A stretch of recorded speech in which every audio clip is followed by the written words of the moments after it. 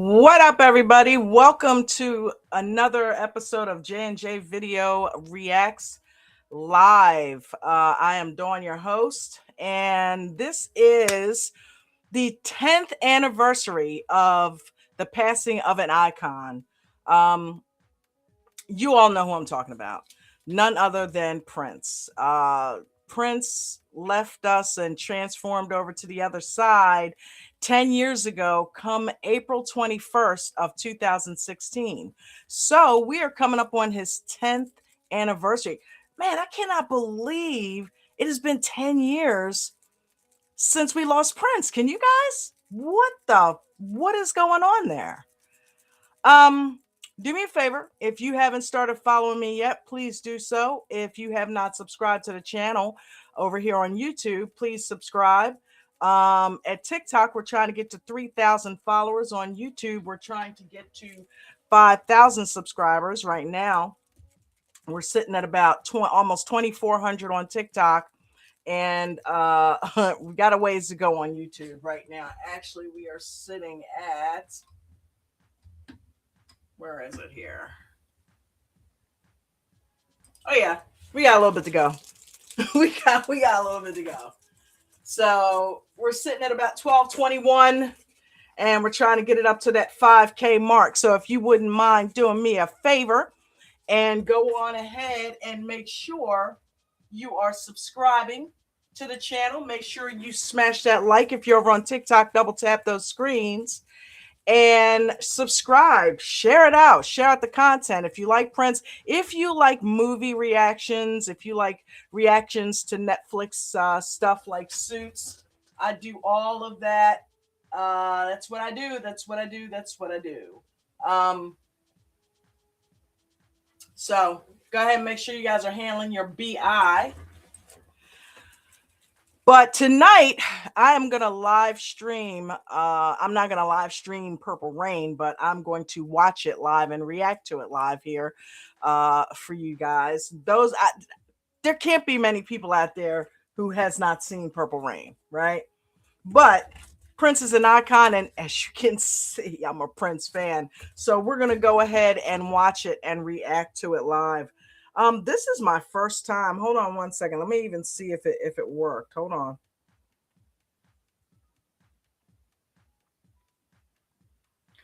Let me see here. I don't know. This is my first time. I don't know if it actually clicked over there. Am I live on TikTok? Can you guys tell? Hold on. Uh-oh.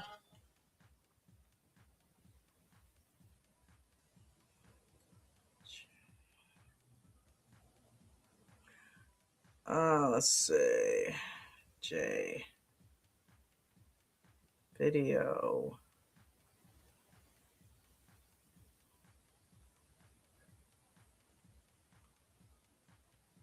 I can't tell. So I don't know. But I can go over on YouTube and I can see there. I must not be, because it seems like it would have come up.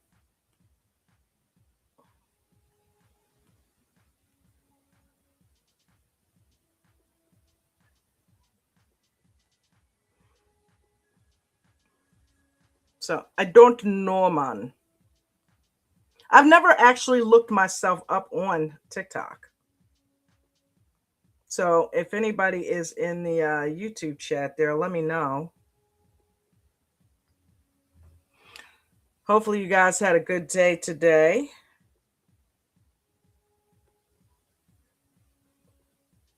I'm so like stoked tonight the Charlotte Hornets play again. Charlotte Hornets, man. How about the Charlotte Hornets? They are killing it. LaMelo Ball fan right here. What is going on? Where is, okay, channel. There we go. There we go. All right, this is kind of blocking here. All right, what's going on? Vegan Knowledge, what's up, honey? How are you? Do me a favor. Can you tell if I'm live on TikTok? Oh, you're checking? Oh, okay, cool.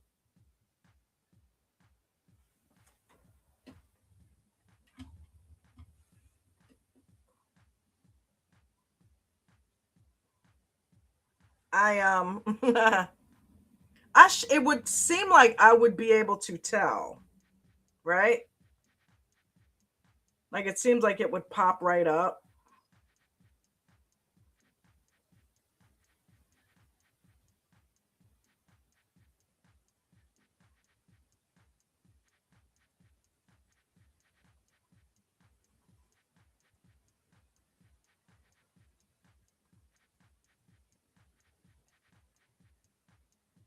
Yeah, I don't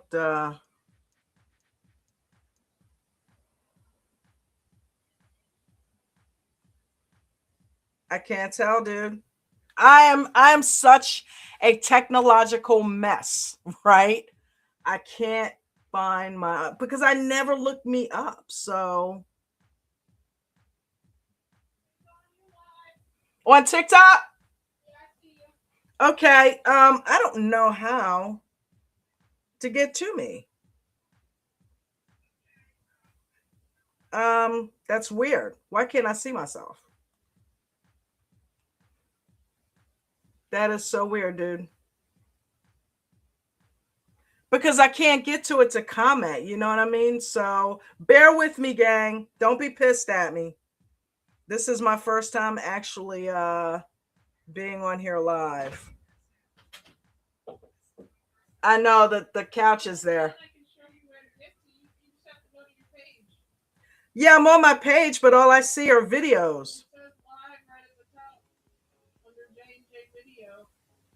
Um.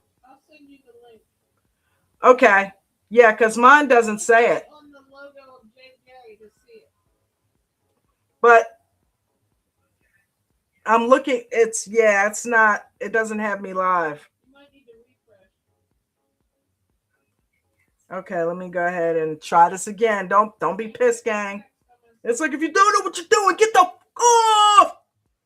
I get it. I get it.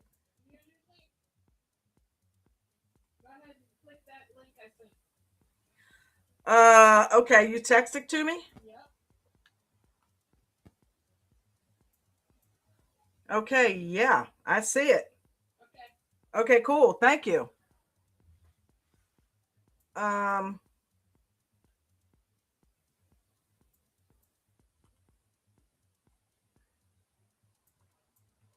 Okay. So welcome to. That's weird. There's a weird delay there.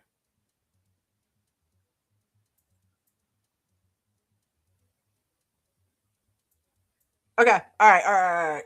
All right. So what we're doing tonight is in paying homage to Prince since this is the 10th anniversary. So every Thursday, what I'm going to end up doing is I'm going live every Thursday for the next 4 weeks with a new Prince movie. Tonight we're starting with Purple Rain. Next Thursday we're gonna do and shout out to Prince. If you are a Prince fan, put a one in the comments, whether you're on TikTok or YouTube.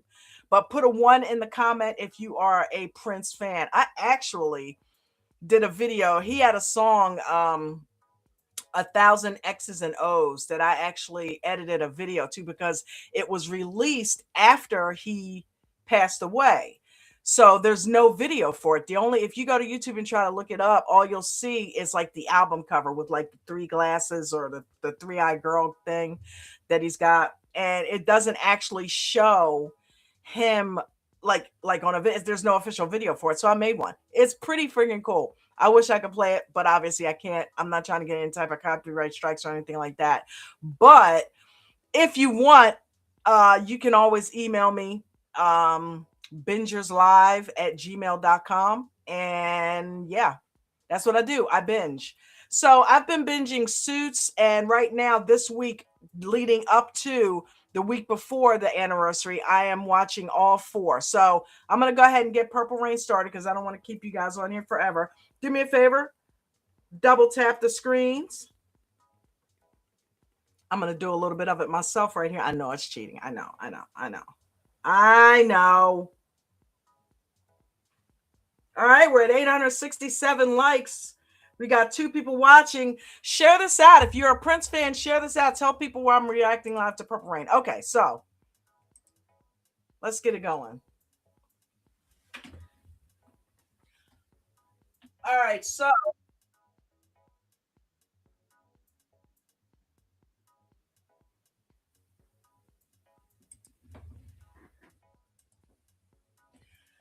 dearly beloved, we are gathered here today to get through this thing called life.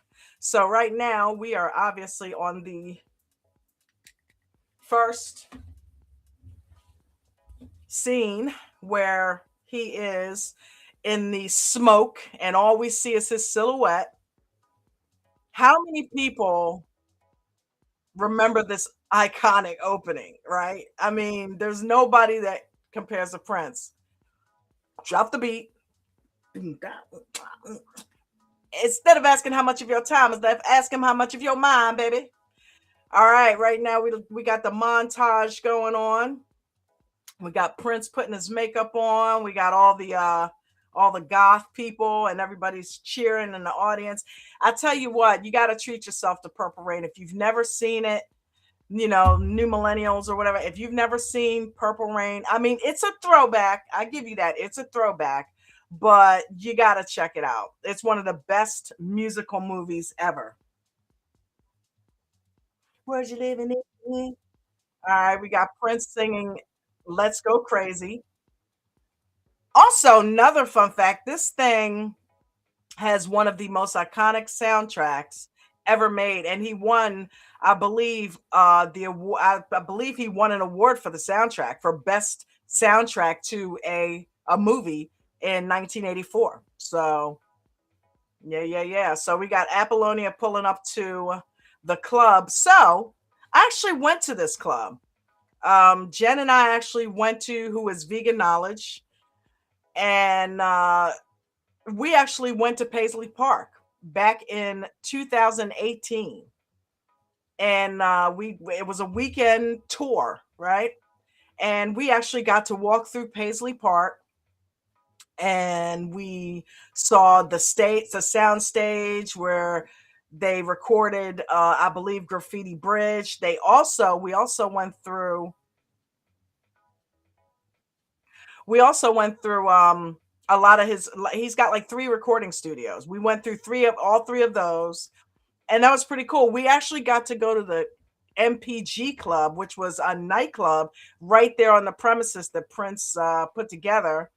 And dude, you should see these. They have these like half moon purple velvet couches all throughout there, and it was really really cool. Shout out to Lisa Newton. She's gone. It's a lady that Jen and I met on tour, not met on tour, that we met at Paisley Park, and she was a huge Prince fan, and we lost her a couple of years ago, but every time I made a video or did something I would be able to say. So shout out to Lisa Newton. Unfortunately she cannot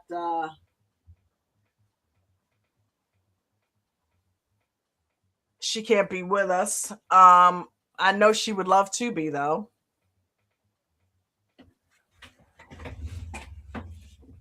There we go. Um, so right now, Morris Day is is getting ready to he just jumped in the car and he's getting ready to go down. So I was leading up to um First Avenue. So we actually went to First Avenue and we could see, I don't know, Jen, if there's any way you can find those pictures when we went to Paisley Park. I can pull a couple up on the screen. But we actually went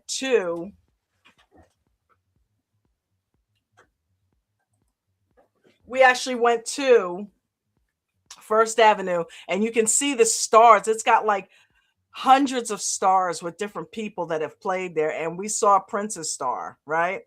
Um, which was a really cool thing. We actually went to the Purple Rain house where he lived with his family, and apparently Prince bought that house.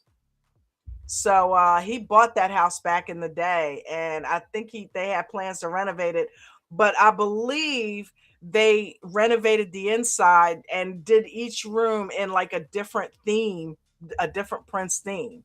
So if you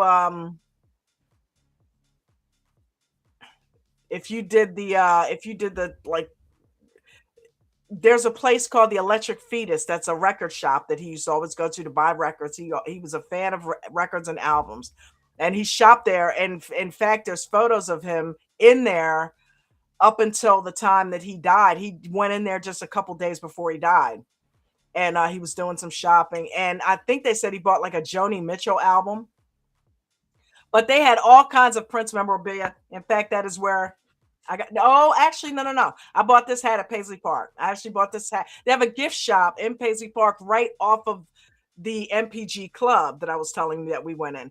And the cool thing is they have like a full menu there. You can actually sit down and eat in there. It's like a restaurant. And some of Prince's favorite things that he liked to eat, they will prepare it for you. Like he had this mac and cheese that he liked, right? And you can actually get it. They will make it for you just the same way that he used to eat it. So we went there and we sat in the MPG club, and they have these big, huge screens where you can see like video images. So you can imagine it must have been fun to party there when Prince was there, right? But you can sit at the table, you can eat, but those purple couches are there's a huge stage in there. They had like a dance contest we went to in there, and it was really, really cool. But off the side of it, there's the bathrooms, and then there's the gift shop. And this is where I bought this hat. So yeah. But Electric Fetus has a ton of Prince gear in there. I bought a couple of hoodies in there. Um but they also have a list of places that you can go that like Prince frequented. You could like go see a school, go see the different houses that he lived at. Obviously, one of them was the Purple Rain house, so we went to that one because we didn't have time to go everywhere. Um, he is up on the piano, shredding that guitar right now.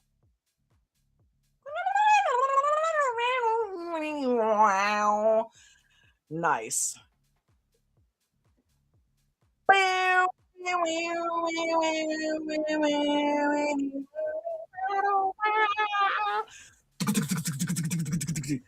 Man, thunderous, thunderous. Actually a drummer myself, and that double bass right there. Oh my god, Bobby Z is killing that. All right, take me away, baby. All right, they got the little montage, and as a video editor, I can appreciate that montage where they just flash all the different faces up. All right, and there is Apollonia. Jill, what are you, stupid or something? Apollonia sneaks her way into the club, and she ends up standing there watching Prince at the watching his performance. And she's talking to Jill, one of the waitresses in the club, which we know Jill actually turns out to be a singer. She's in, I think she's in Graffiti Bridge. Okay, enter Morris Day. Why don't you stay a while? See how it's done. And then he prances up the steps in that jungle love gear that he's got going on with the tiger stripes on the lapels, right? And then we got the announcer, ladies and gentlemen. I mean, if AI was a thing, then this guy would be AI. Please welcome the time. Like he literally has no life at all. All right, so Apollonia is staring up at Morris Day, and she's creaming. You can tell again. Um,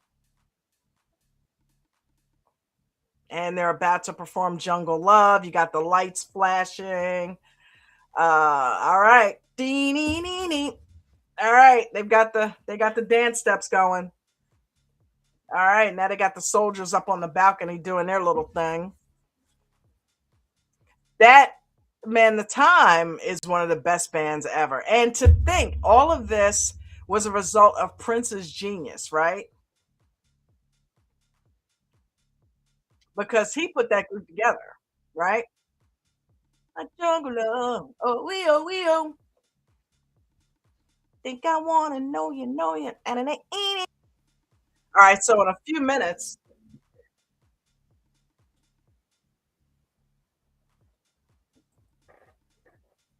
that's what's going on right now. We got Morris Day and Jerome up on stage. Okay, now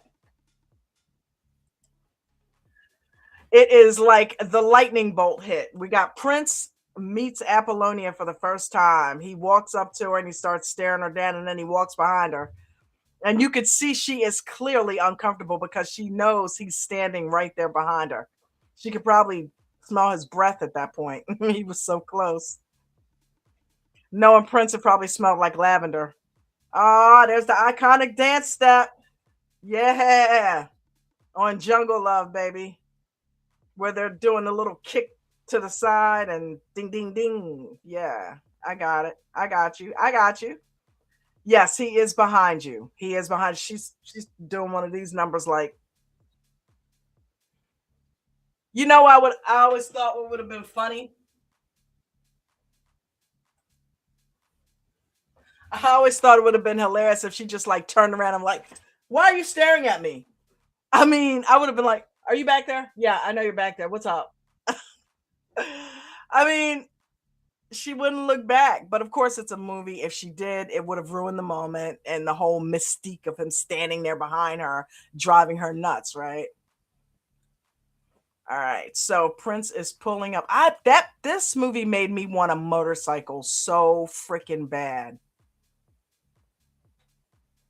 Got the little congas going. So Prince didn't do any partying, huh? He goes straight home after the club. He performs and went straight on home. All right, now we can hear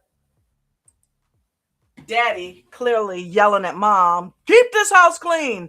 His dad was in the movie was an abuser. Okay, so the kid, Prince plays the kid. He is run in the middle of his father shaking his mother and takes the hit. I got to give it to Prince. Prince took one for the team. The kid took one for the team right there. He jumped in the middle and let dad use him as a punching bag. You have to wonder with stuff like this. How many times as a kid did he do that? Right now, I'm creating a backstory that we don't know, but usually in situations like that, it's something that's been an ongoing thing. How many times did he take a hit for her, right? And now we got Morris Day and Billy Sparks, the owner of First Avenue, talking about the fact that the kid is screwing up. And apparently they had a meeting and Prince didn't show up. Probably because he's nursing a black eye. Go, you think, right? I mean, he's got something's going on because he just got this slapped out of him. All right, so Billy's saying I need to get me somebody in the club. Kid's not pulling them in like he used to, and I got to get some new meat in the club. And Morris is throwing the kid and his group, Prince and the Revolution, under the bus, saying, "Hey, listen, man, how about I throw together a girls group?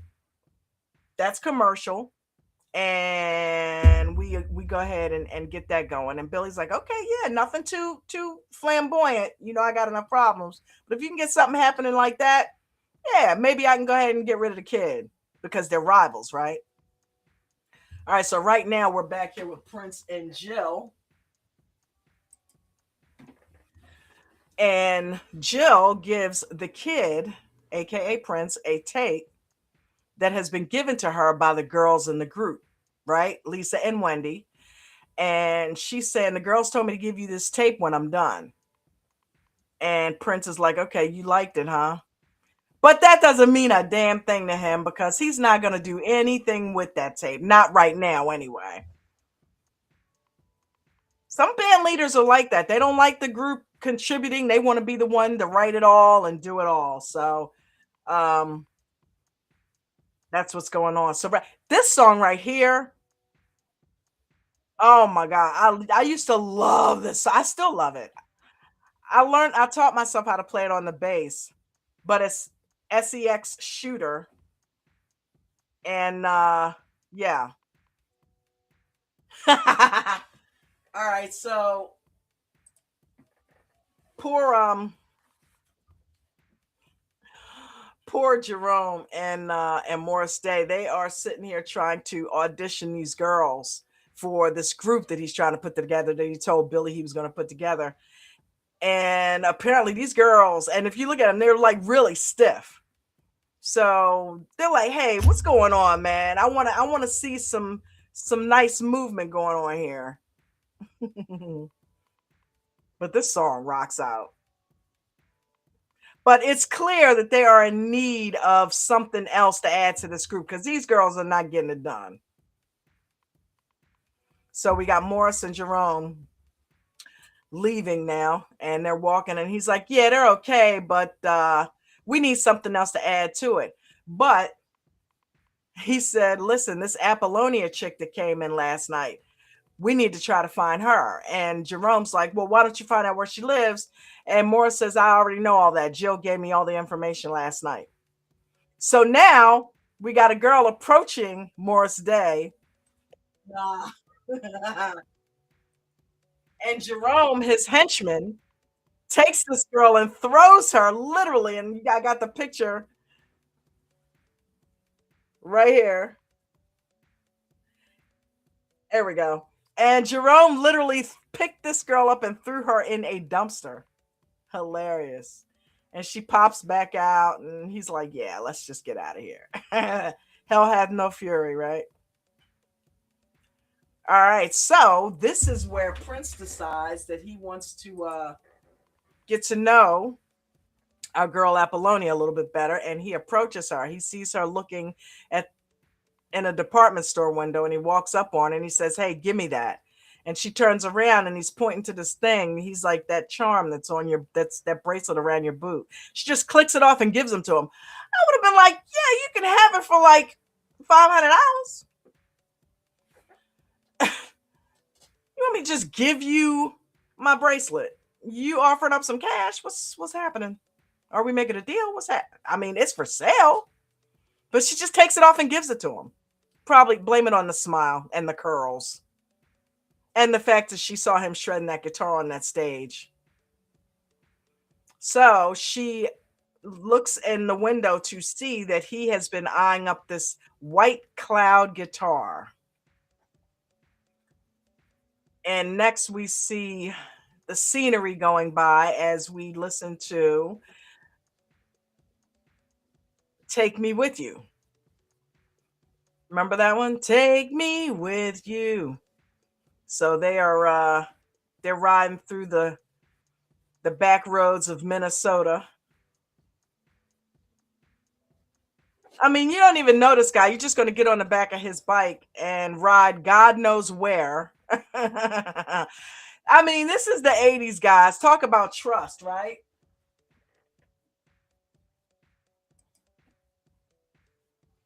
All right, so there was Prince eyeing up the guitar, and now they are right here. Take me with you.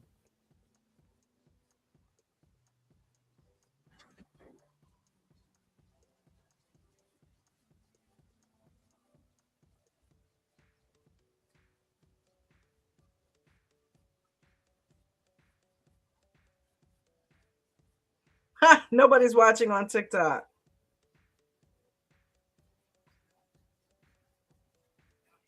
All right, I guess you guys don't like Prince, huh?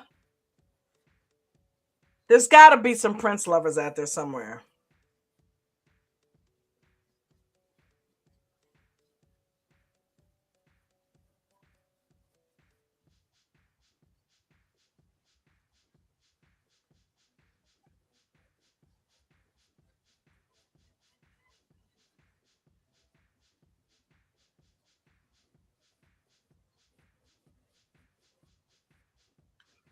I put a welcome in there. So they ride to this really really cool looking lake, and Prince asks her where does she come from,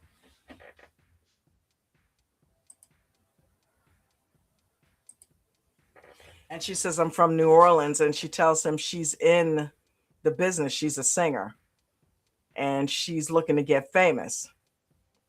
So she mentions to him that the club First Avenue that he plays at is really famous. It's known all over down in New Orleans. We know where we know about it. So he asked her, "So is that what turned you on? Making it? We're gonna let that go. So she says, yeah, pretty much. That's all I dream about. And she's like, you, what do you dream about? And then Prince has this look on his face like, okay. And then she asks, will he help her? And he says, no.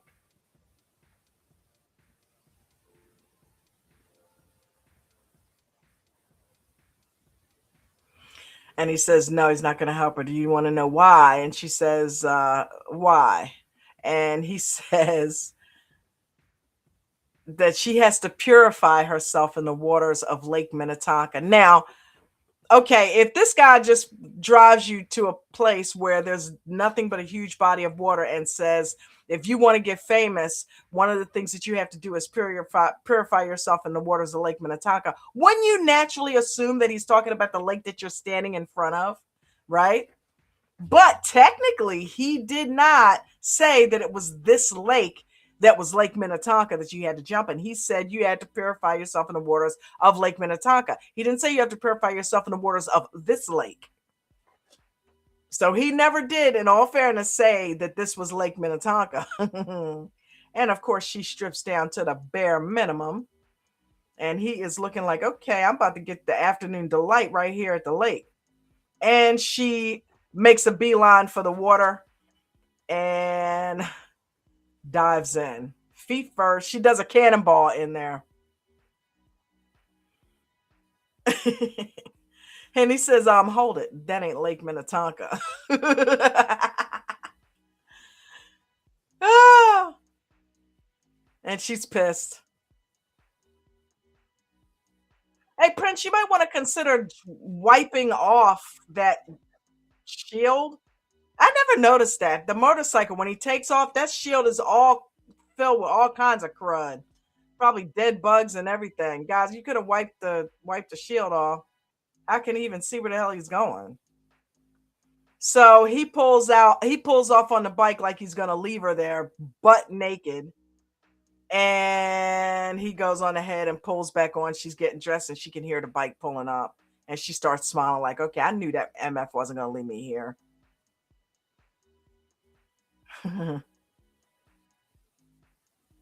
So he pulls up and says, all right, come on, let's go. And she tells him that was a rotten thing to do. And he says, I'm sorry.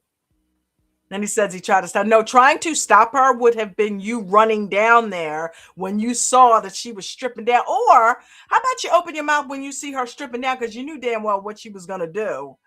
Why are you taking your clothes off? This is not Lake Minnetonka. That's all he had to say. Don't strip. That's not Lake Minnetonka. Took 2 seconds, but he knew what she was doing. So yeah, it was a setup.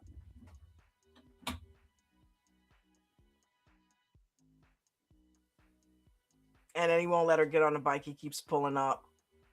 I'm sure she was pretty uncomfortable. I mean, she's she's soaking wet and she had to get back in this leather outfit that she was wearing, which by the way, she had no bra on at all. Like, you want to put some underwear on?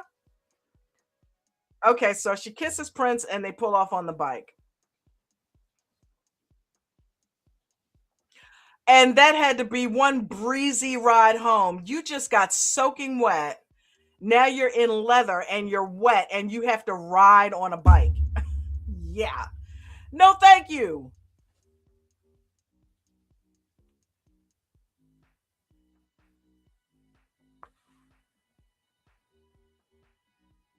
All right, Jensen. I hope you're Jensen 504. I hope you're a Prince fan because I am watching Purple Rain live right here.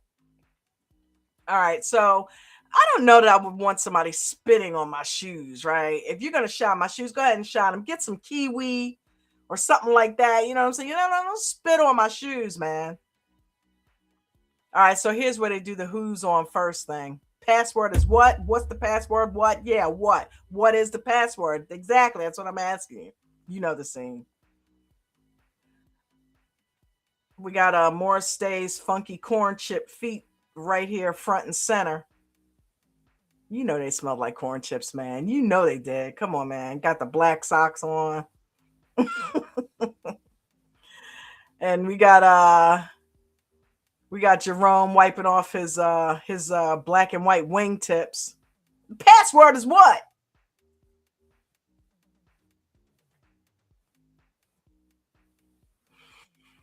So Jensen, the reason we're doing this tribute to Prince is it's the 10th anniversary of his passing come April 21st of this year. So I am binging some Prince movies for the next week. Tonight I'm watching Purple Rain, next Thursday I'm gonna watch Under the Cherry Moon. And Mountaineer, Mountaineer. Who sings about being a mountaineer? I think that's what he's saying. Mountaineer, Mountaineer. I think he just needed some cool words to go with this cool music that he made.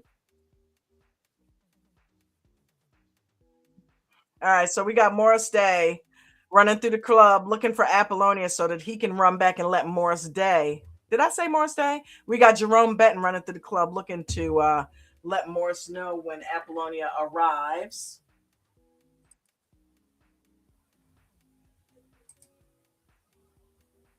Okay, so right now we're on this scene right here, right? This is where Lisa and Wendy asked Prince if he bothered to listen to the tape that Jill gave him.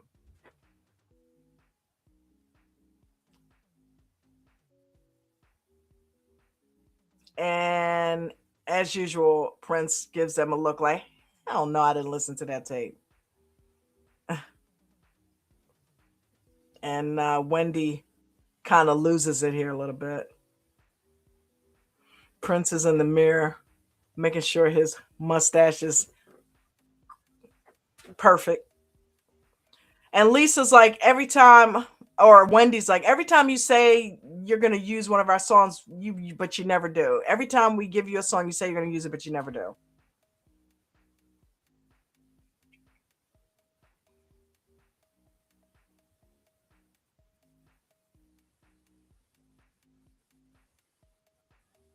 So Wendy's going off on him and saying, you felt this way with us before when you wanted your stuff to be heard. Remember, we're not trying to form another group or be better than you. It's, it's just trying to get our stuff out there, man. We're not leaving the group. But Prince said nominees for Best Actress are, and you can see they just really, they're like, okay.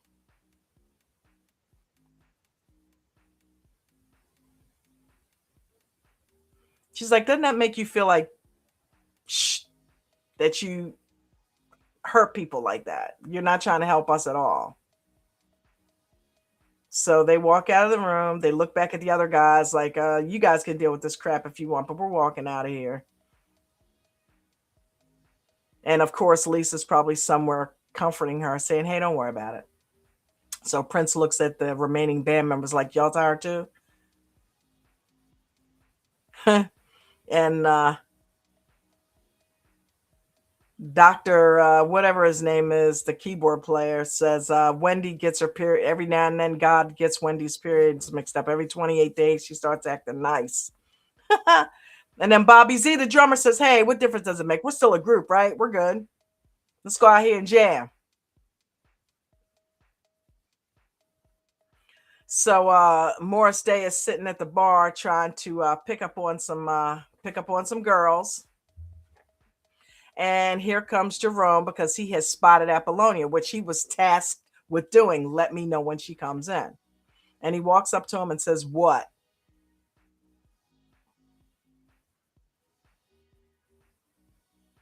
He's trying to give you the password, Morris. All right.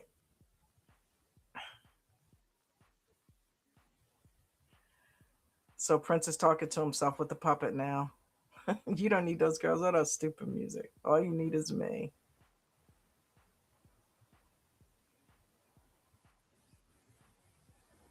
All right. So he decides to put the tape in the cassette recorder and take a quick listen to it. He's like, all right, let me go ahead and listen to this thing. And you now hear Purple Rain for the first time, the music to it.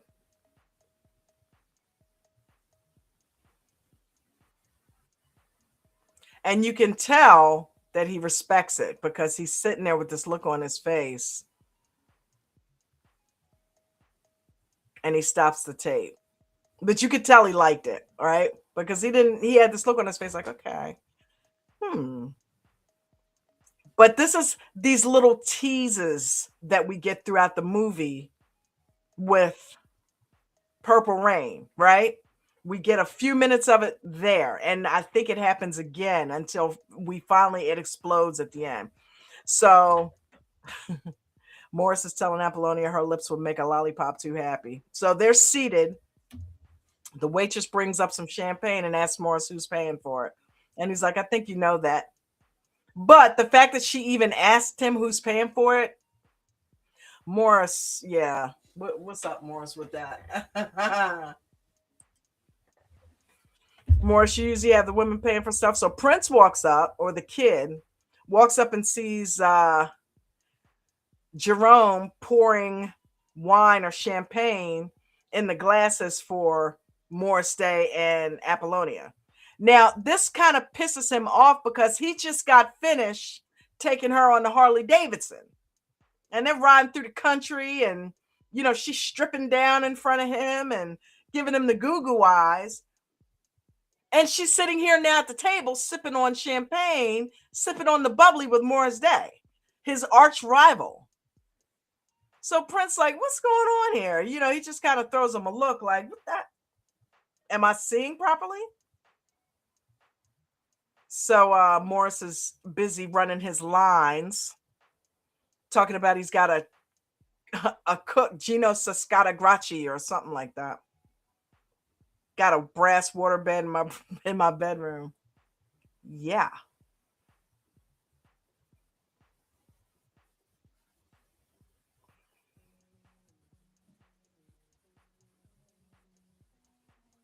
So she's giggling at his not funny jokes. And then he does a little straightening of the mustache. And then he says, I'm going to make you love me.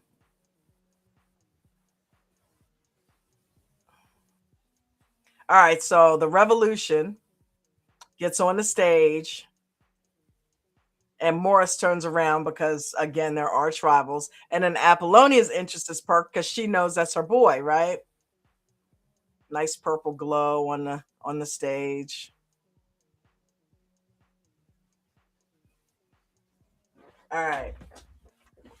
This is the scene that things kind of get established with Prince and Apollonia, or the kid, right? And Apollonia.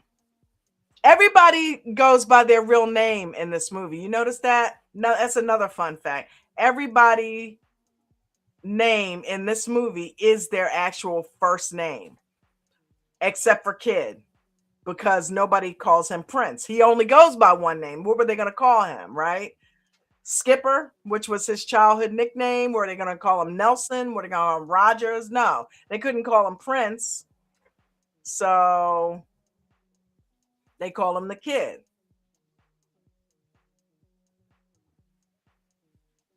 And it wouldn't have seemed right to call him Mike. You know what I mean? He don't look like a Mike. But everybody else goes by their regular name. Their first name in the movie is their actual first name. That is a fun fact that I'm discovering in front of you, by the way. I never paid that any attention. But I thought about it. Apollonia, Morris, Jerome. Wait a minute, Bobby, Lisa, Wendy. Everybody goes is using their actual real name. So that was cool. I wonder if Prince got them to do that. Paint a perfect picture.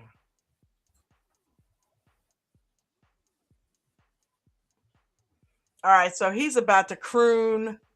He's about to out croon the crooner of crooners to this girl. He's going to hit that falsetto and she's going to start creaming in her panties.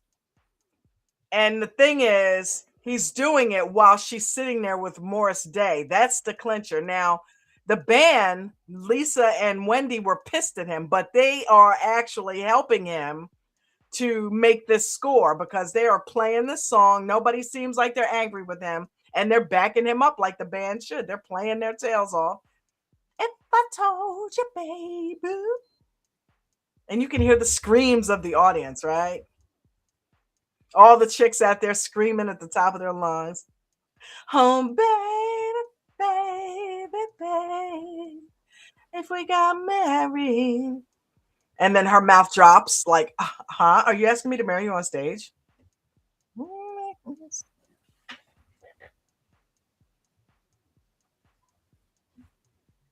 Let's see. Where are we at here?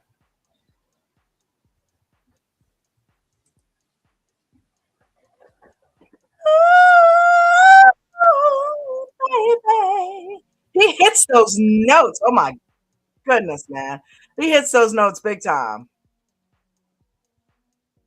All right. So basically, he's talking about what's it going to be, babe? Do you want him or do you want me? Now, I got the picture right here of him pointing at the table. He's like, do you want him or do you want me? And you can just see her just staring at him like, you.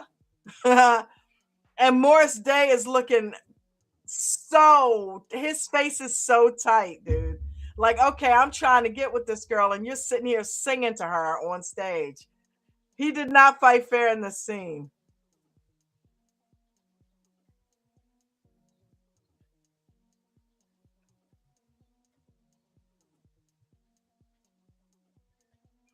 Dude, he kills this song here.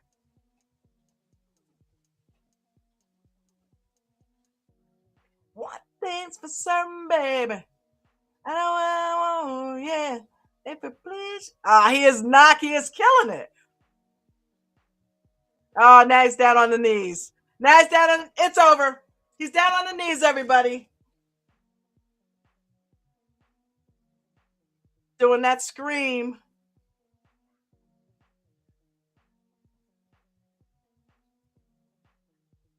Telling her how much he wants her. And poor Morris Day is sitting there looking stupid because there's nothing he can say. What's he supposed to say? And she's crying. He's got this girl in tears. She's literally sitting at the table with Morris, and she's crying over somebody singing to her on stage. I mean, needless to say, dude's game was up after that. He probably wasn't even there by the end of the song. He probably got up and walked off because he was looking stupid. What could you say after that? Like, what could he have even said to her? You enjoying the show? Yeah. Oh man.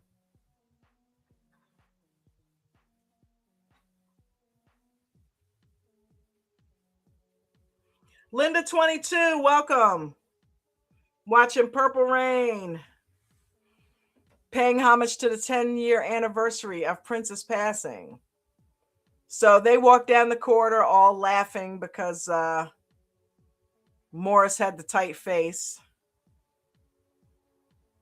And there Apollonia is perched in the darkness, waiting for Prince to come. She waited out by his bike because she knew at some point, whatever he was doing, he had to get back to that bike. And that's the thing. I got to give it to Prince. He didn't seem like he did a lot of partying in this movie. He would do his thing, do his spiel on stage, and then he would get on his bike and go home. Probably to write some more songs, right? So he's like, get on. I want to show you something. She's like, we have to go to your place. He just knew he was going to land the panties. Come on, right? After all that singing and screaming that he did on stage, he knew.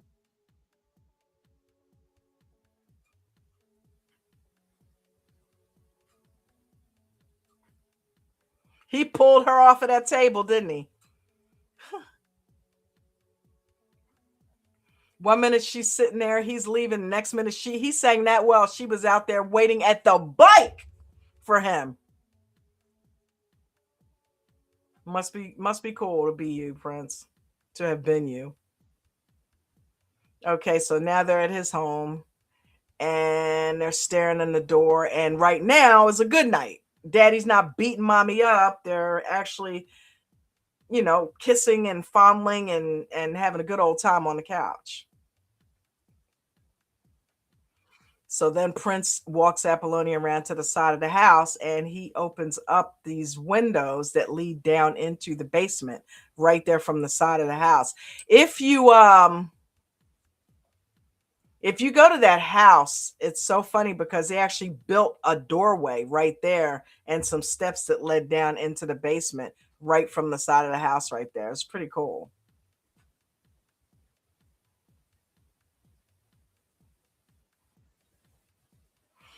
All right. So right now we are back at Prince's basement, and he has we got this scene on, and they're listening to some very abstract music, which you know was Prince.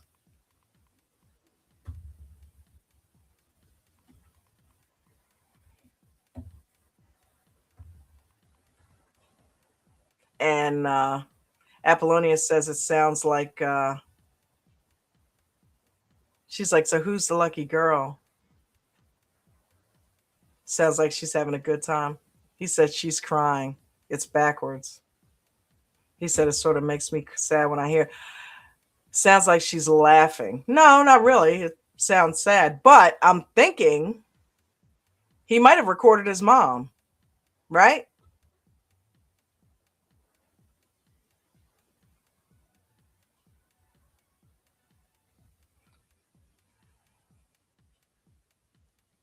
He might have recorded his mom and put it in some music, right?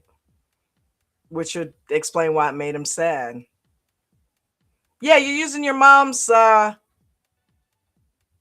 sadness to create music, but hey, that's hey, whatever the artist needs his muse, right?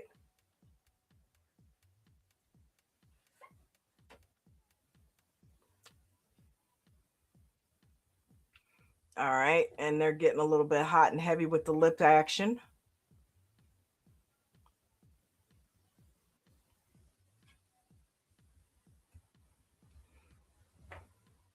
That actually is a really cool song.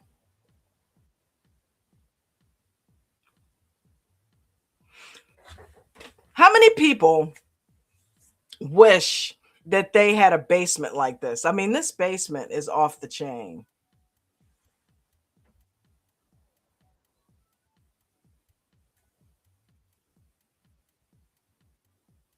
Got the candles.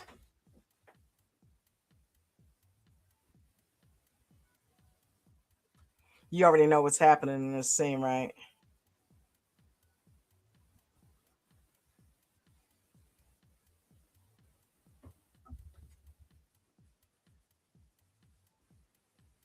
All right. Um, so while they're getting their groove on, you gotta wonder, mom and dad are upstairs getting their groove on.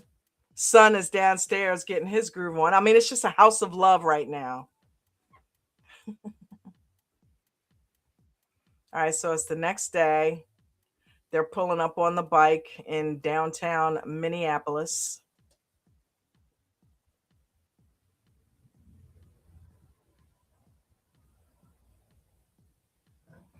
Okay, what's with the rough kisses though?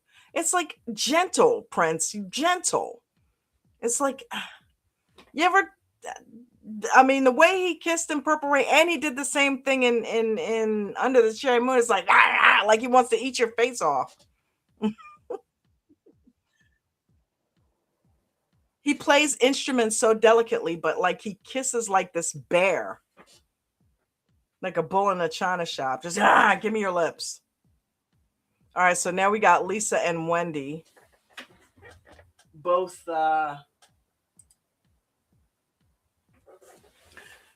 they're playing here again. We are tempted, we are teased with the beginning of Purple Rain. And you know, the way they keep building it up, this song's going to be big. You know that they're going to end up we're going to end up hearing this song, the full version of this song in this movie. We keep hearing the beginning of it over and over again. It's like we're being teased. So he walks up on them and they're like, okay, sorry, are we not supposed to be playing our stuff?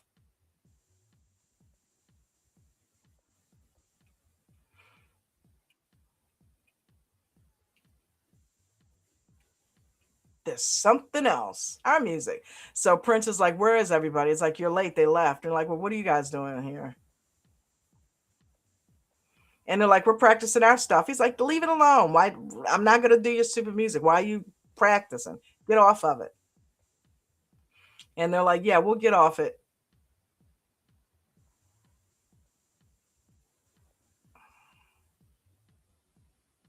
Okay, so this is an interesting scene here, right? Remember the little bracelet that Prince had Apollonia pull off her boot? Well, now she's looking for a pawn shop because she's trying to sell it.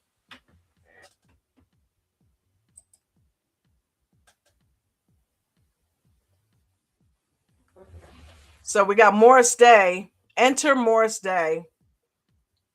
And he is, remember, he was frustrated with the dancers in his band, in his girls group, because they just weren't happening.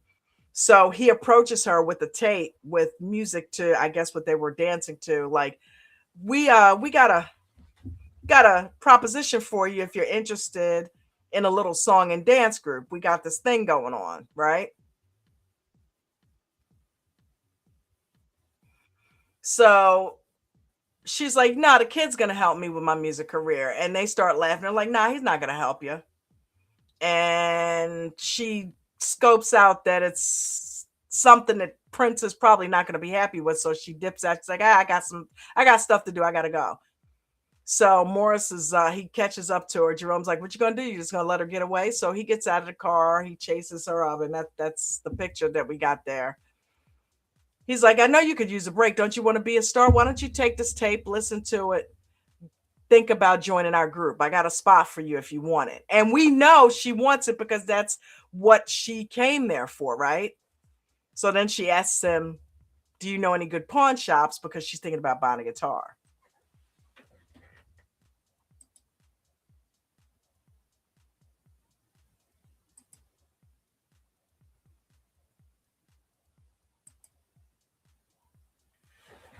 I think that. Okay, so here we go again with another Purple Rain teaser, right?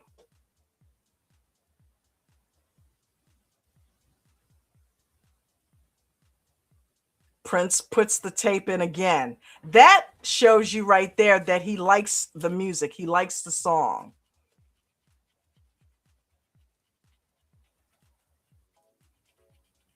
I think in his mind, he started writing what was going on. He obviously liked it because he kept playing it. He went back to it. He heard them playing it. That was his second shot at hearing it. He's getting teased with it just like we are. And he can't seem to get past this point, right? So now that's the end of that moment because mom and dad are now back at each other's throats and they end up bursting into the basement in the middle of a fight. Dad's like, what's the matter with this house? Don't I keep the heat on? She's like, you're crazy. And he goes over the head and takes her out again, right? Prince jumps up, pushes dad off of her, jumping in the middle of it again. How many times has he had to defend his mother against this monster, right? And she said, you don't let me have any fun. He says, we'll always have a roof over our head. That's all you need to worry about.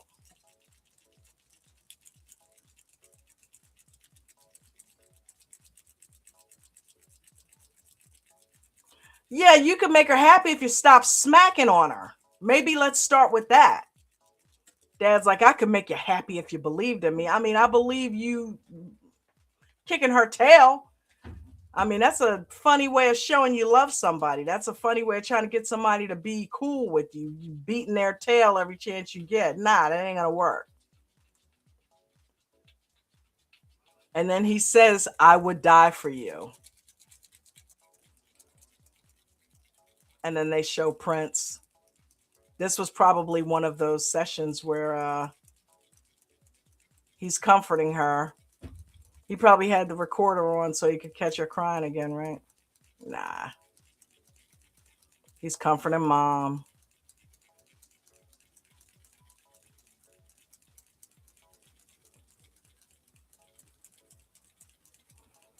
Feel bad for him.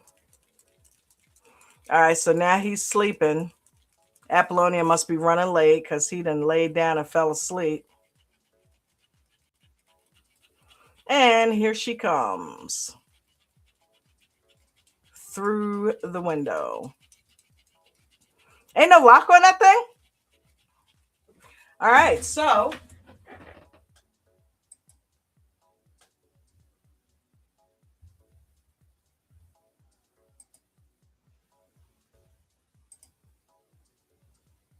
whoops. Wrong one. Nope, wrong one. Nope, wrong one. Okay. So we're at this scene literally right here where she purchased, and I guess Morris showed her a good pawn shop because she must have pawned off that bracelet that or that anklet that she was wearing. And she bought Prince the guitar. So it must have been worth a lot, which again goes back to the point. You don't just hand that to a perfect stranger that says, give me that on your boot. It obviously must have been worth some money.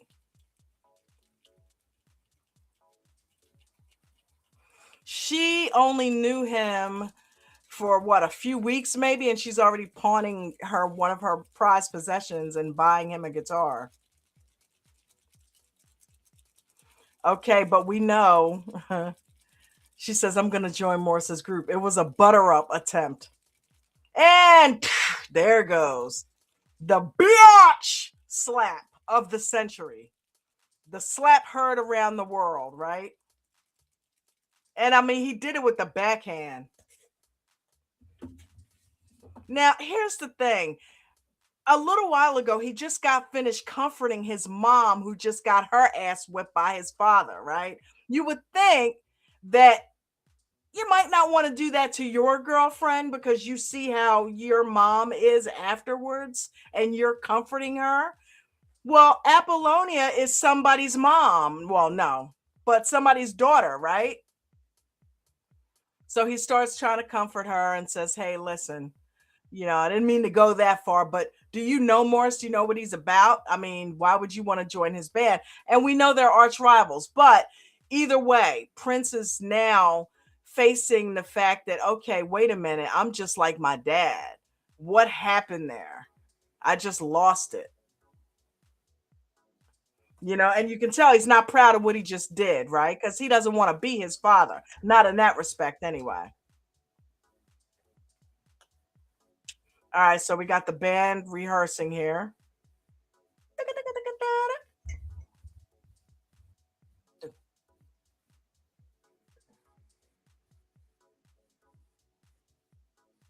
All right, so we got Bobby Z, we got Dr.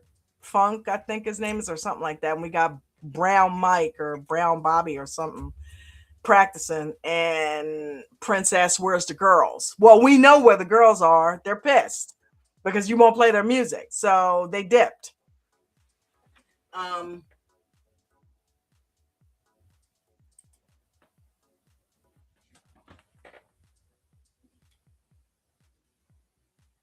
so now,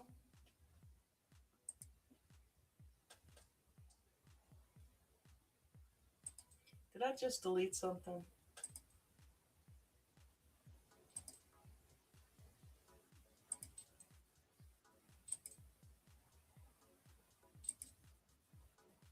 Okay, so there's Prince looking at Apollonia after he smacked her. And now we're at this scene where he is talking to Billy Sparks, asking where Lisa and Wendy are, right? Billy Sparks like, where's Lisa and Wendy? Prince like, I don't know. He's like, you got some problems going on in the band? He's like, no, we're okay. He's like, okay, well, check this out. I got 3 bands right now, and one of y'all, I don't need 4. And Morris is saying that he's got this girls group hot, right? They're going to light everything up. So I don't know what's going on with you and your band, but if you guys don't pull it together, those girls are going to be taking your spot. So now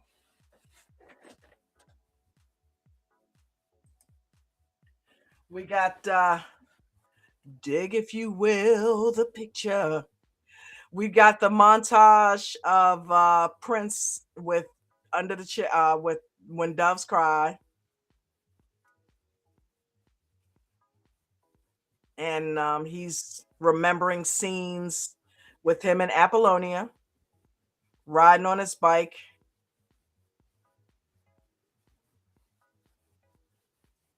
Animals strike curious poses. They feel the heat. This was one of the most iconic songs of the 80s. And I'm going to tell you, one of the things that was cool about it was the fact that, and this is a little piece of trivia for you there. Oh, he can hear them rehearsing in the warehouse. Um, Prince listened to the playback of it, and decided to drop the bass line out of it. He told his engineer, take the bass out of it, and just left the piano and the drums. I mean, come on, dude. And the keyboard. He left the synthesizer, the piano, and the drums. Nobody was doing that back then. And this became one of the most iconic songs of the 80s and one of the best-selling songs off of the Purple Rain album. And all because Prince tweaked that one little thing. If he had left the bass in, would the song have done as well? Who knows? The movie was hot, so it could have, but Prince was a musical genius. So him taking the bass line out meant that he thought it would go faster, farther without the bass. And look what happened. I mean, it sat at number one for I don't know how many weeks. In fact, I think it knocked out one of Michael Jackson's songs for the number one spot.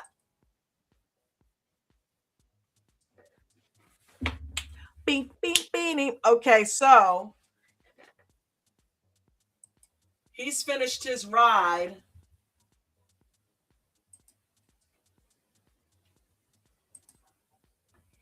and he just pulled up to see his mom sitting out on the curb, ass whipped again. So now he goes in the house searching for daddy. He's ready to take him on. Now, forget the fact that Prince is like 5 foot nothing, and dad looks like he's probably about 6 foot, right? We already saw the height differential when Prince tried to stop him from beating her in the first scene, and he just took it. He might as well just went, and just slapped him across the room. But when somebody's messing with your mom, you don't play that. I remember a weird scene with one of my mom's friends and her when I was growing up. And I remember telling this guy, if you ever look like you're gonna try to put your hands on my mom, I will kill. And I'm this kid, so I can imagine the rage he must have felt with, even though it was his dad, right? But he was ready. He was ready to take him out. Now this time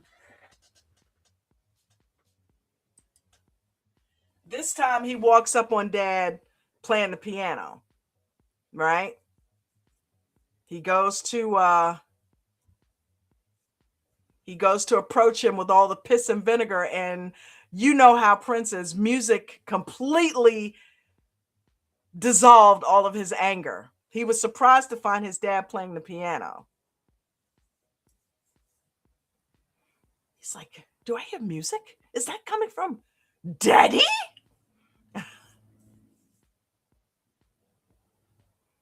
He asks his dad, is that yours? Did you write that? And dad's like, of course it's mine. Whose else would it be? Certainly not yours, Prince. He said, I got lots of them. And they're all different. So Prince asks, I'd like to see him. You got them written down? He's like, no, I don't have them. I don't write them down. He said, I don't have to write my stuff down. That's the big difference between you and me. But I thought I remember too in and it's not completely autobiographical. If you back in the day they would ask Prince, was this autobiographical? He said no.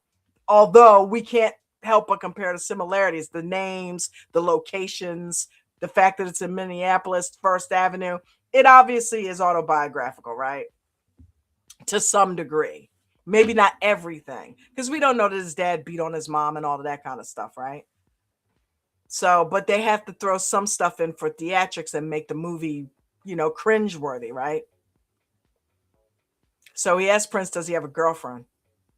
And he's like, you getting married?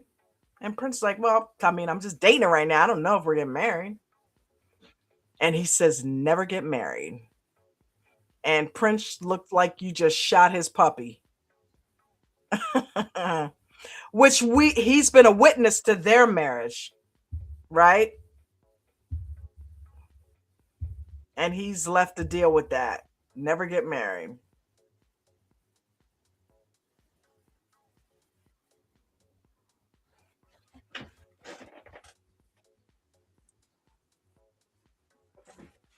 All right, so now we're back at First Avenue, and they are playing Can It Be? Must be something wrong with the machinery. Till I find the righteous one. Computer Blue, that was the name. I had to sing it in order to remember the name of it.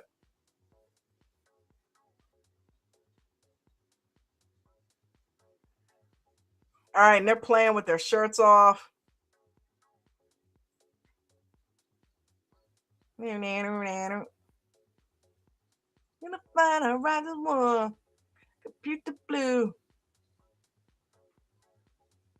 And Prince is spinning like he's on a spinning top here.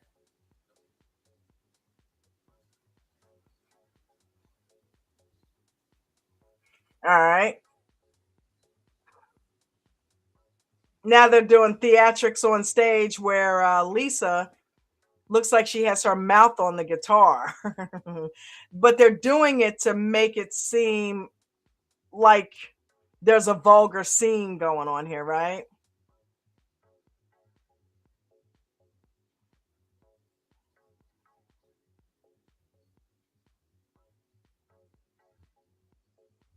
And there's obviously some crazy antics going on. This is I don't know if Prince was horny or what, but this whole evening, the whole no shirts, the whole guitar thing going on with Lisa right there or Wendy. So here's where the scene where he actually steals a piece of his dad's music. Now here's the thing. Remember his dad said he never wrote it down. Prince actually didn't need it to be written down either. He memorized the piece of music that he heard just from hearing a little bit of it. That is, and if you're a musician like I am, right? That was a little thing there you picked up on because his dad said, I don't need to write them down. That's the difference between you and me. Well, apparently you're not so different because Prince is playing it and he didn't see it written down anywhere. And if I'm not mistaken, that song was actually the music to that song was really written by Prince's actual father. Another little piece of tidbit for you there. All right, so Apollonia and Morse Day just pulled up to the club and she says, hey, listen, man, I don't want to throw this whole thing in his face that I'm in this group because it pisses him off. And I know he's in there performing and I don't want to be throwing him off. And Morris is like, this is business. We got to expose you girls to let everybody know that you guys exist. So let's go out and have some drinks and let everybody see you as a group together, right? Get you some exposure. Well, we know really what that was about. Prince sung to her and she left the table for Morris. But now this is Morris's way of walking in with her on his arm, letting Prince know, I've got the last word because now look who she's with. And Prince spots it. And you could tell he is not happy about it.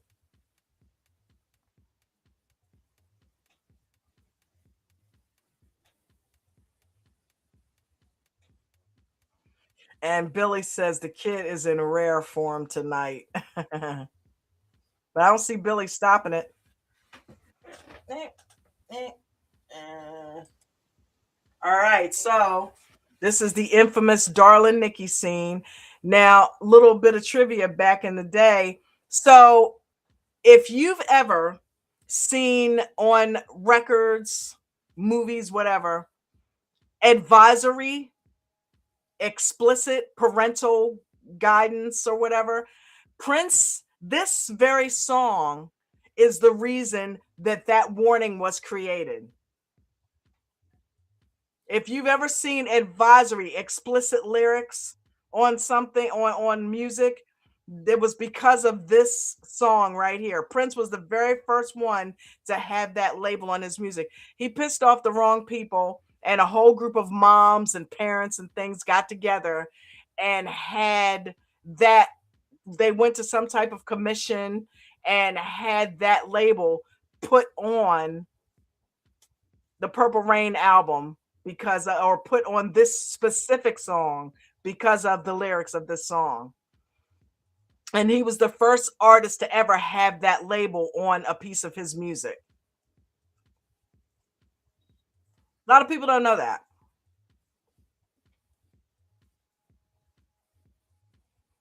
All I felt was a phone. I'm on the stair. Thank you for time. And we won't be singing the rest of that.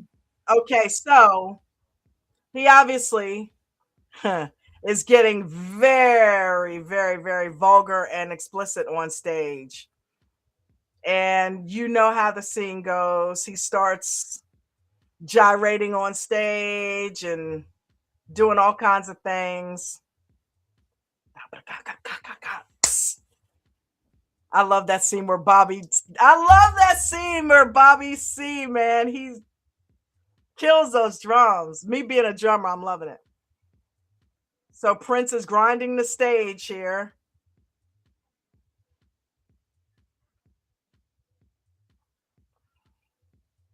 Play it.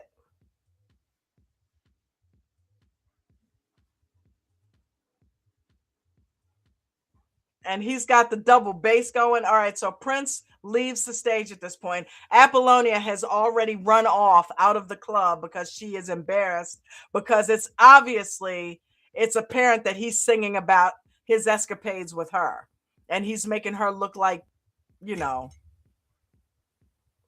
the girl Friday or whatever you call her, the town slut or whatever, right?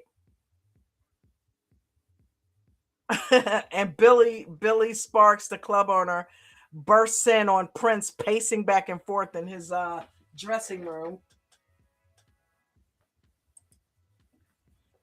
And he lets the kid know, you cannot do those types of things on my stage. You keep your personal stuff to yourself. Whatever you got going on with somebody personally, you do not take it out on my stage, right? And then he insults Prince by making fun of his dad's shortcomings and selling the kid like father, like son. You're messing up your career just like your dad did. And Prince obviously gets pissed off by this, right? So now we've got we've got Jerome standing in the doorway, all dap with the tux. And it gives Prince a couple of tickets to Apollonia's show.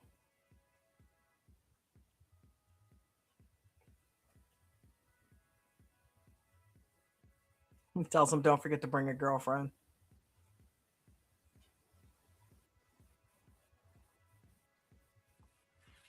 So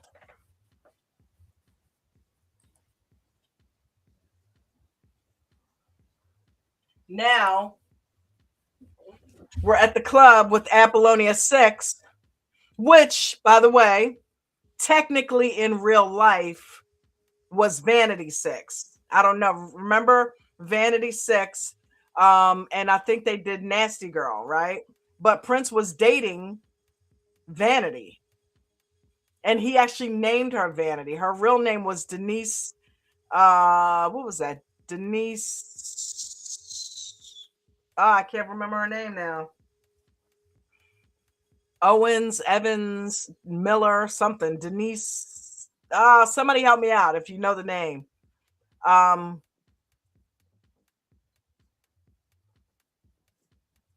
but Apollonia, and a lot of people say that in this movie, Apollonia represented vanity, right?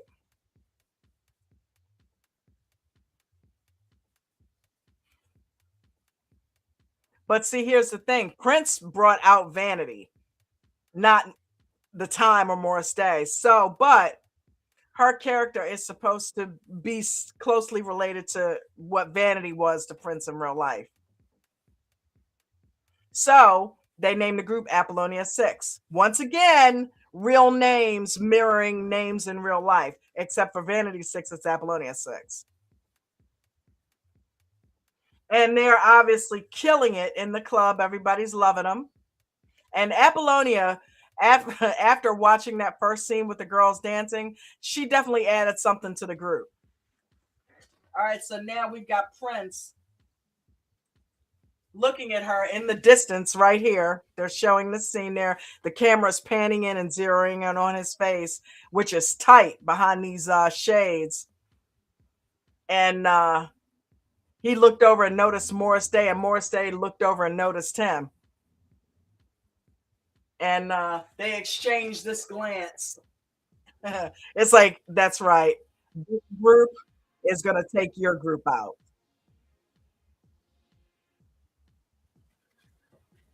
So Apollonia notices Prince in the club, and she's like, "Hey," and he just kind of stares at her. And then Billy Sparks walks up to the kid and says, "Okay, Morris is squeezing, closing in on you. You better kick ass tomorrow night on stage, or else." We know what that means.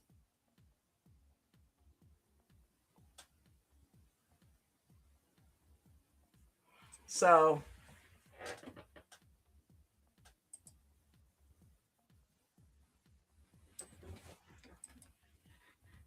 so now we got Morris Day and Apollonia in this scene here, walking together in the alleyway after the performance in the club. They're obviously completely intoxicated. And it's clear that Morris Day plans to take their relationship to the next level. Not just, he wants to take it beyond a professional relationship at this point.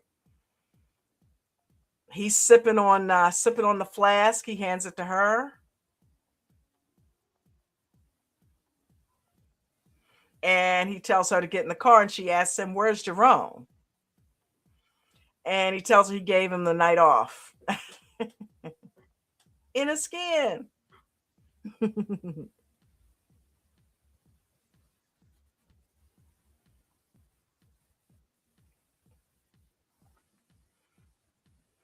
All right.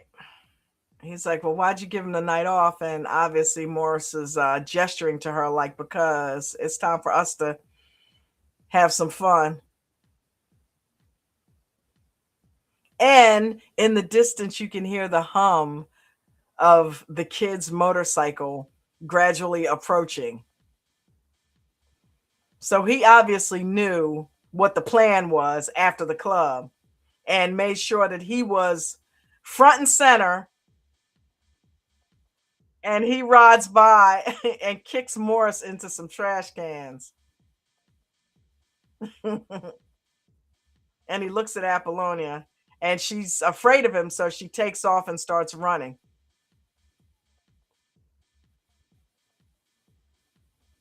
And he heads her off at the pass and tells her to get on the bike.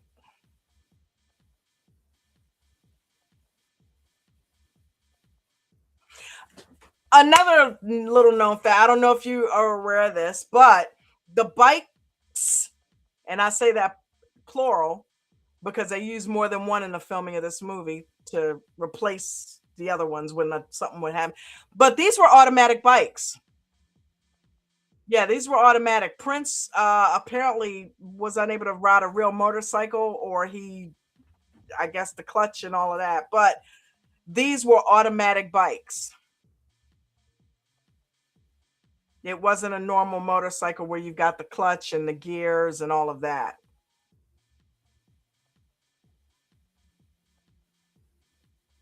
All right, so they get off. Prince takes her for a ride. Whoops, wrong one. Wrong one.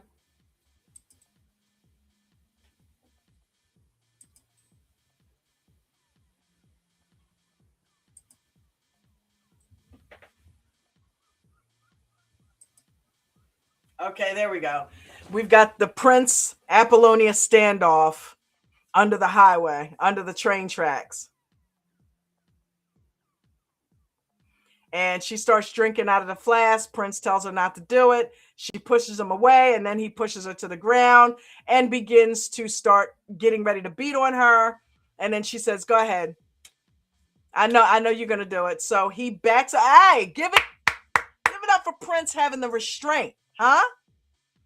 Yeah, give it up for him having the restraint. He's like, "I'm not my dad. I'm not gonna do this. I'm gonna get off this girl, and I'm not gonna put my hands on her. We're gonna break this cycle right now." And she takes off the earring that he gave her, signifying that they were together. When she gave him the guitar, he took the earring out of his ear and gave it to her and put it in her ear, and that meant we're together. Well, just now she just took it off and threw it at him, and I guess that was her saying we are no longer together. So Prince comes home to find his front door wide open.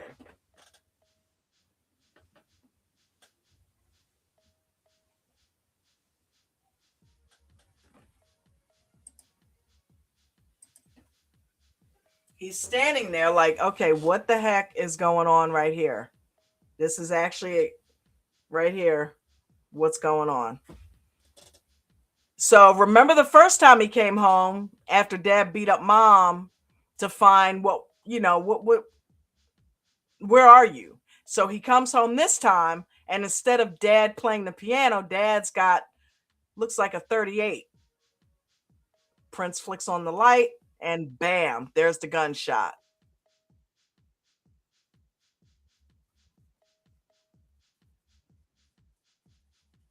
And the ambulance rushes in.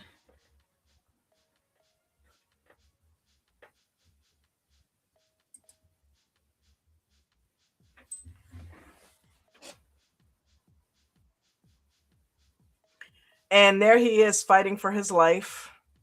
And they take him up on the stretcher, and the mother is crying over him because obviously no matter what he's done to her, she still has love for this man, because she is crying profusely as they are taking him up the steps in a stretcher.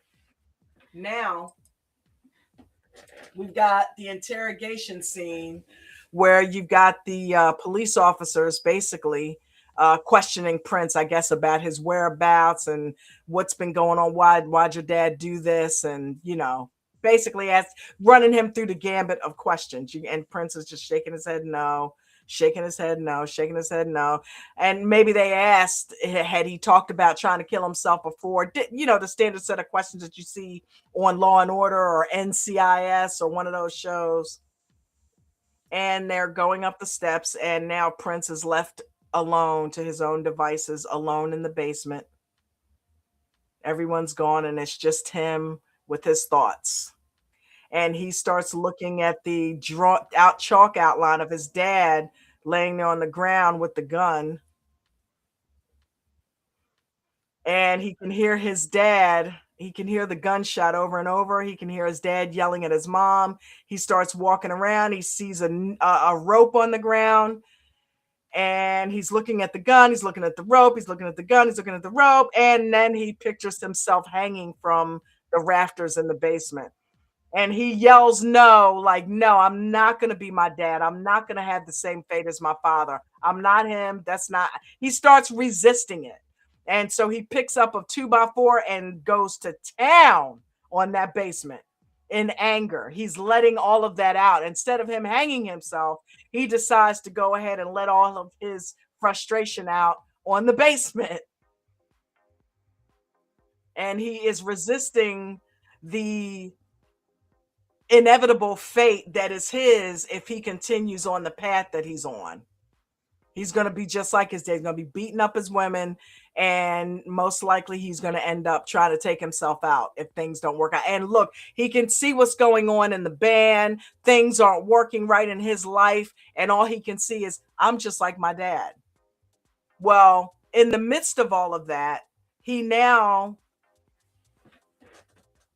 has stopped what has stopped his anger once again is music. Because remember, he was pissed when he saw his mom laying sitting on the curb, and he came home ready to beat dad up, and he heard dad playing music, and that stopped him. That took the anger away right away. First, because it was his dad playing, and he hadn't seen his dad playing in a long time. His dad said he wasn't going to play anymore. Second, because it was music, and we know just music is his thing. So this time, what stopped his anger was he had thrown a drawer that apparently contained tons and tons of sheet music. His dad had been writing it down, all of it. And he lied to the kid and told him he hadn't written any of it down, and all of it was written down. And he found it in his fit of rage that he took out on the basement.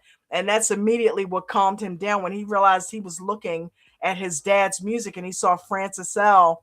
signed up in the corner.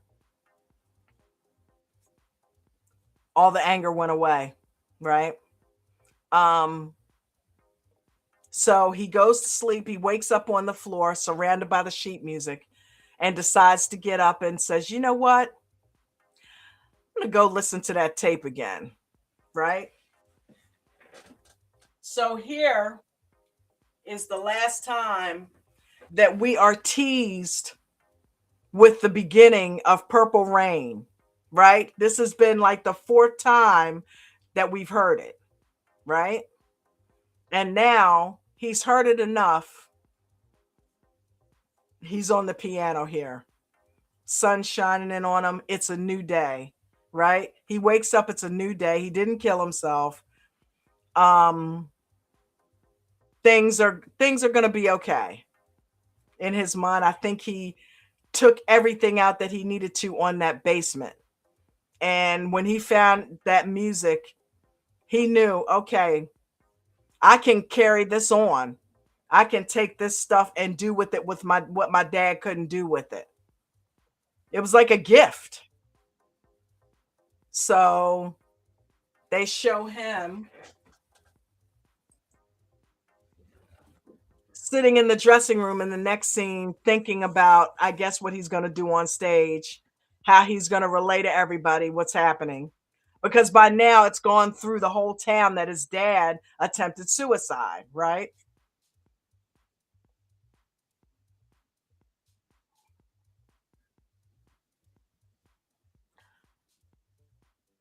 Wow, I just realized that I never got a screenshot of Jungle Love.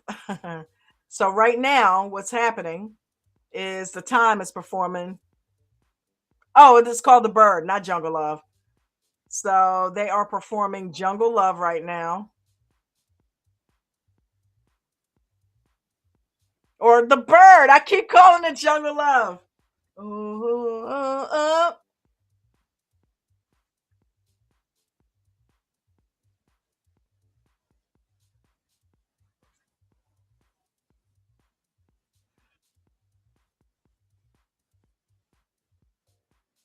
Okay, so I just got a notification that the live is restricted for some audiences. Okay, so I guess I'm using the wrong words here. So let me watch that. They didn't take me down.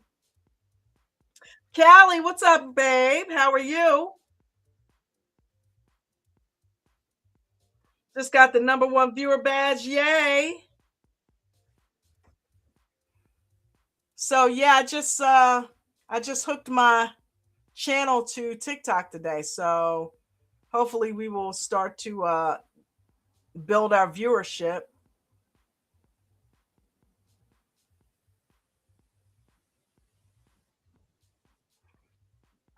All right, so we've got Morris Day and the band doing their dance step now to the bird.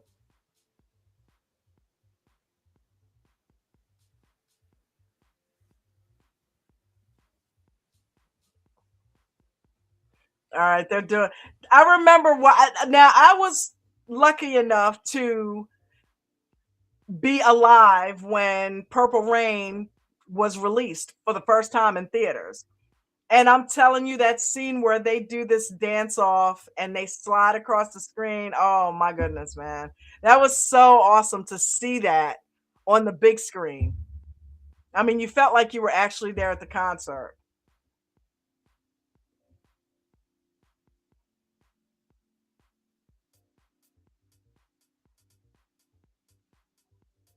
Thank you.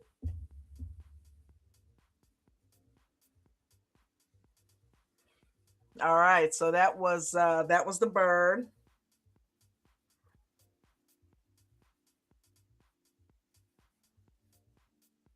Yeah, Callie's in here, Jen.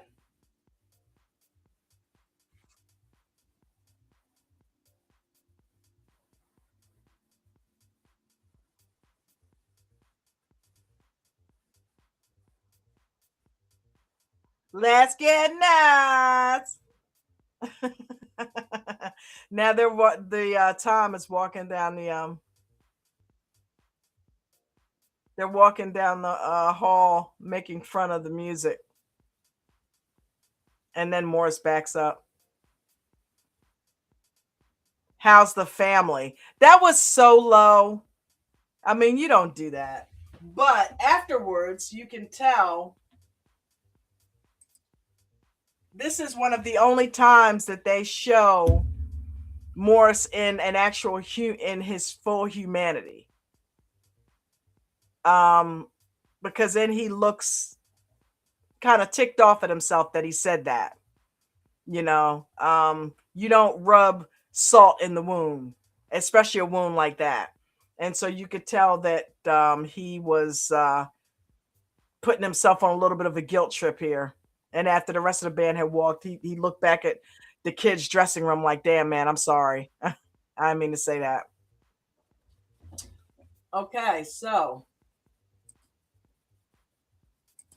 now the kid is on stage and the audience is out there and they're all looking at him like, okay, what you gonna do? Because we heard about dad. And he's just kind of staring out there at the crowd. You could tell he's a little uncomfortable. They're a little uncomfortable. It's a pretty tense moment.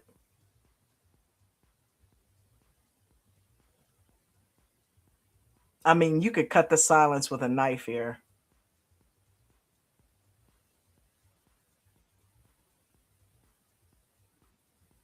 So then he says, I'd like to dedicate this to my father, Francis L. And he says that it's a song that the girls in the band wrote, Lisa and Wendy. He gives them their props. And now we finally, this song we have been teased with the entire movie, we get to hear the full rendition.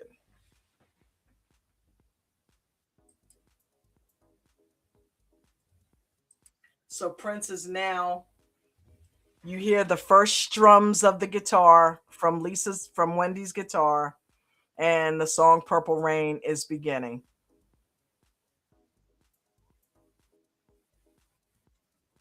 Many sorrow, sorrow, sorrow.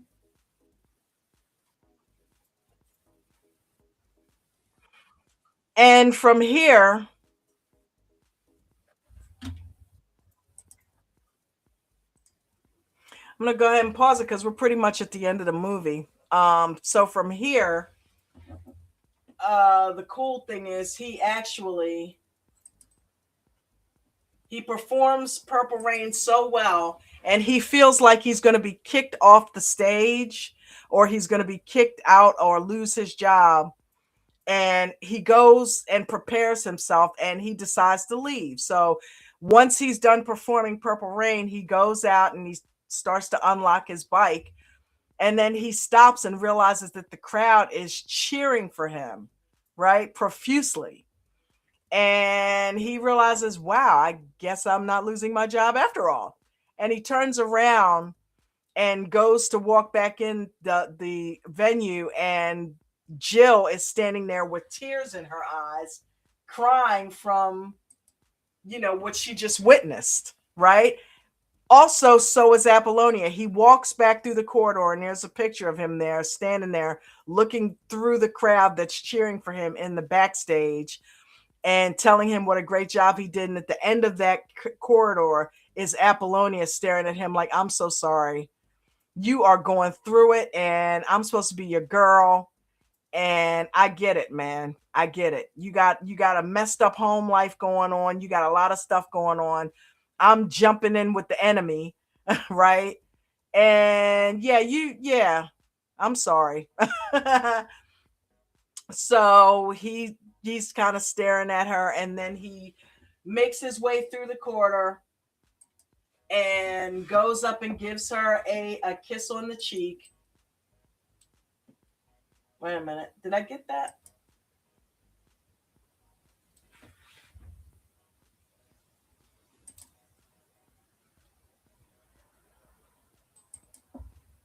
Nope, I guess I didn't.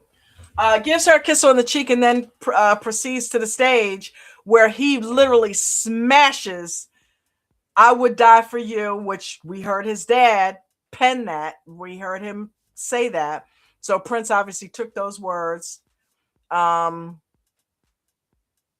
and put them to music, right? And most likely the music may have come from stuff that he saw in his father's stash, right? So he performs I Would Die for You. He goes right into Baby I'm a Star, and just smashes it. You can see Billy Sparks in the crowd cheering for him. Even Morris Day and Jerome, his arch enemies and arch rivals, especially after Morris put himself realized what he said was completely distasteful. They're in the crowd cheering him on. Because it's the one thing that I do know is that they were fans of his, I think, before things went down. They looked up to him, right? They wanted to be the next kid. But then when kids started spiraling, they lost respect for him, right? And they wanted him to be this guy that they looked up to, that was getting it done, that was going to be the next star, putting Minneapolis on the map, so that they could follow right behind him in his footsteps, right? But when he started letting go of his grip of the top, they lost respect for him and started trying to overtake. They're like, well, somebody's got to put us on the map. Then we'll do it if you're not going to do it. But then they saw him at the end, and they were like, yeah, he's back. He's the guy we know and love. He is definitely going to be the next star coming out of this town, and we're right behind him. We're going to ride his coattails, right? So they're cheering him on. Obviously, Apollonia is in the audience, and then it ends with him turning around, looking at the camera, and Purple Rain, the logo comes up. So um this is one of the most iconic movies of the 80s. It put Prince on the map, because Prince before that was on the map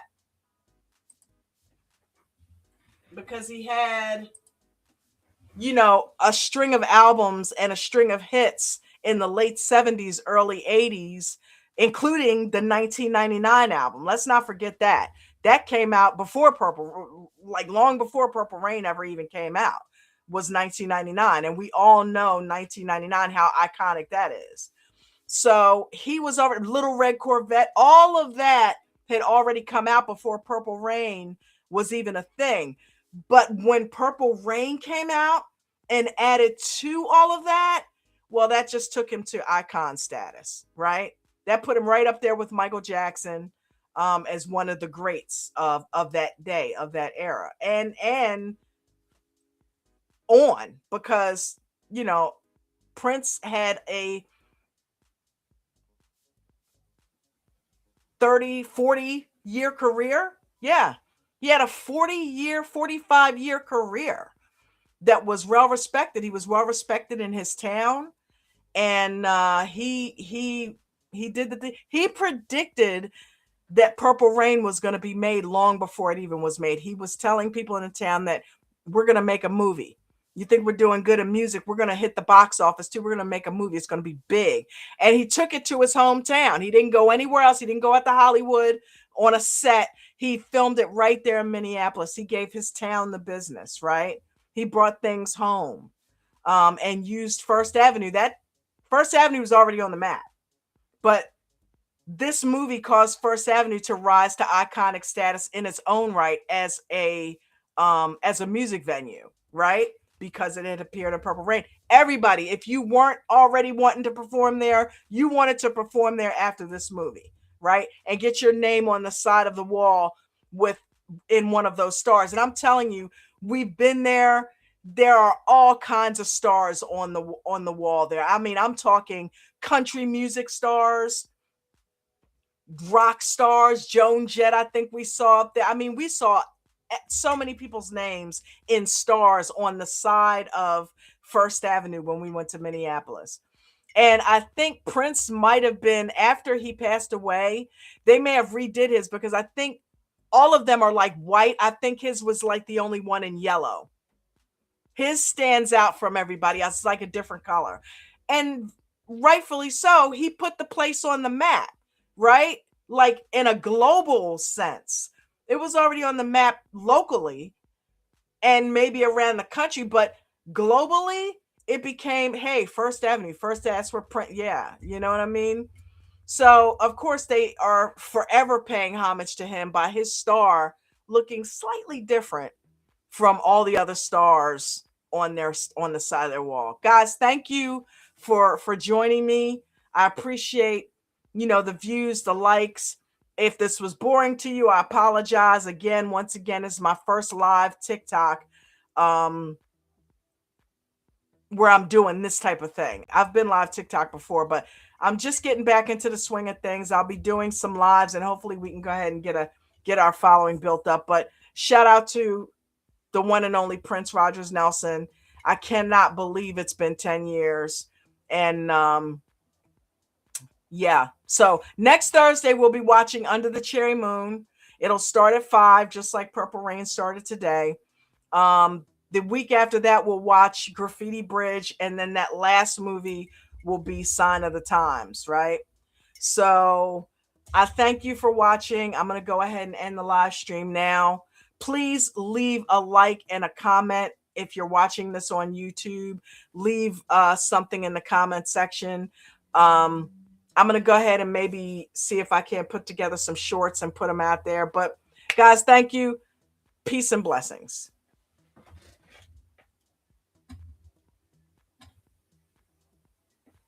Couldn't find the button.